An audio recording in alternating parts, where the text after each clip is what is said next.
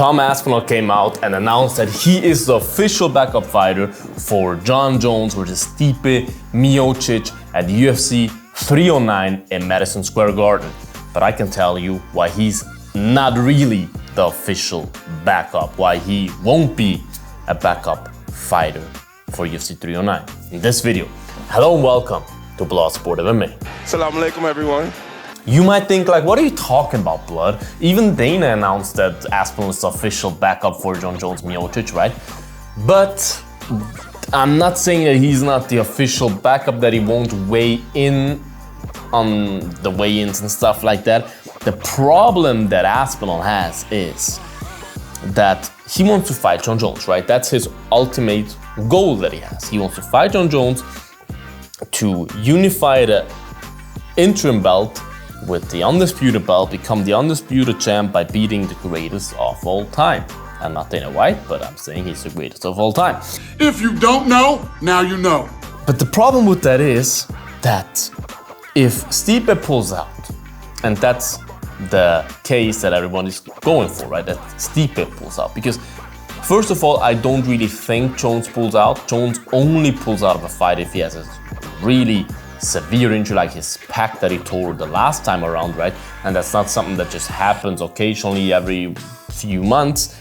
That's a one-time injury, and I'm pretty positive that he won't pull out. But Stipe is much older, much more fragile. The chance that Stipe pulls out are much bigger, in my opinion. There's no weight problems for any one of those. Obviously, it's heavyweight. But the narrative that we're going for with the Tom Aspinall backup is that Stipe pulls out, right? Because also if Jon pulls out, the right thing to do would be obviously to strip him from the belt, Jon, because of the inactivity then if he's injured again.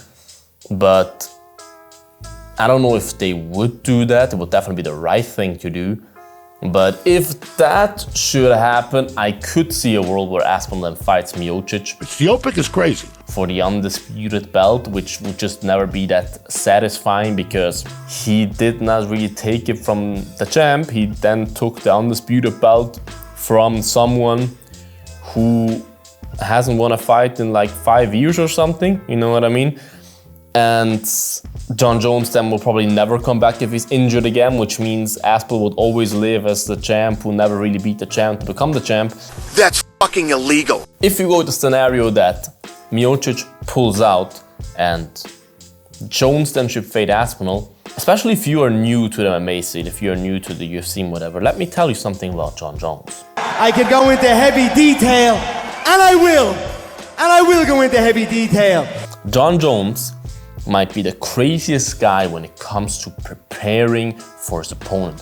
Jon Jones studies his opponents like it's his, I don't know, his doctor degree exam that he has to do, and there's no way he can fail on that exam.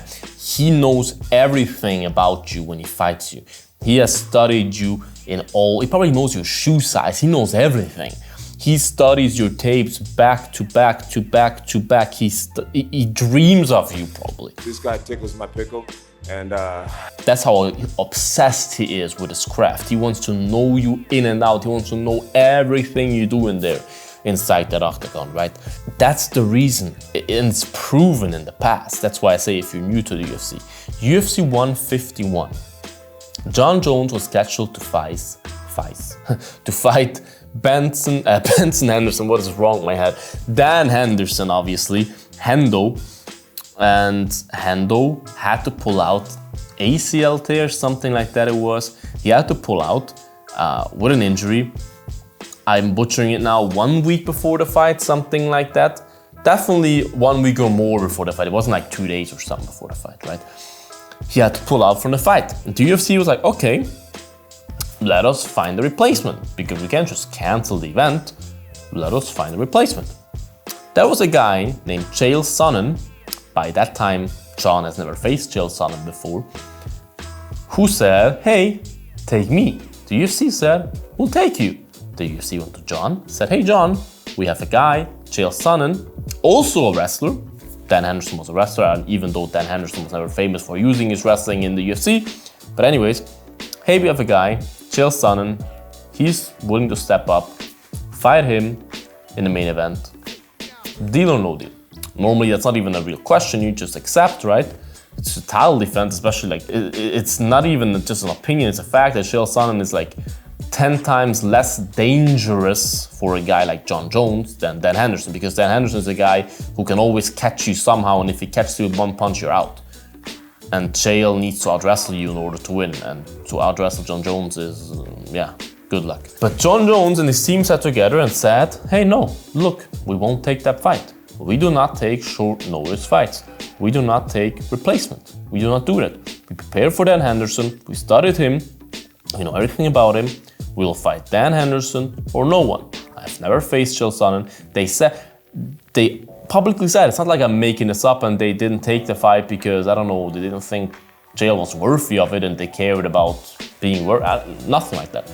They publicly said it's too risky for Jon to fight Chael Sonnen, to take Chael Sonnen on that short notice.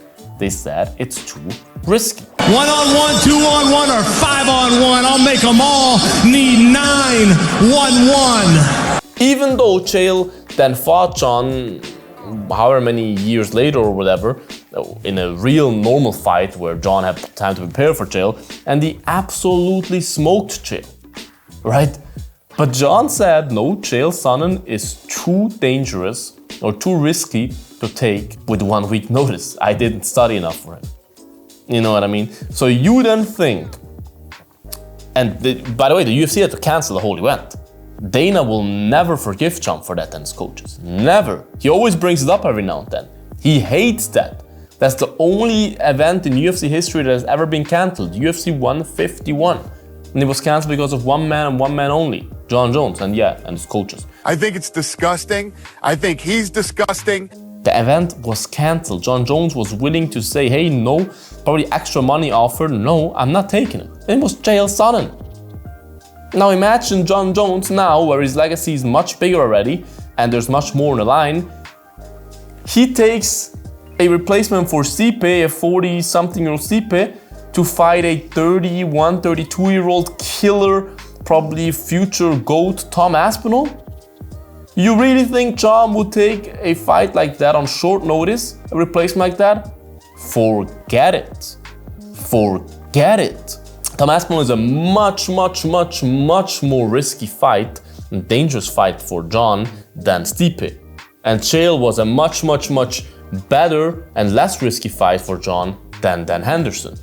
And he didn't take it. You really think Jon will take a fight against Aspinall on short notice? You're out of your mind. Jon will be prepared for Stipe and for Stipe only. And Tom Aspinall, I'm sorry to say that, will never fight Jon Jones on November in Madison Square Garden. Right? Your opinion in the comments, you guys. What do you think? Do you think I'm full of crap? Jon Jones changed over the years. He now meditates and now he accepts short notice opponents. Write in the comments, you guys. Make sure to like this video, subscribe to this channel. Would appreciate that. Check out the Bloodsport merch as well. Bloodshop.net official merch store. Several of the merch collections. Check them out. Worldwide free shipping as well with the code free. Link in bio. Stay bloody, you guys. And until the next one. Bye-bye. Bloodsport out.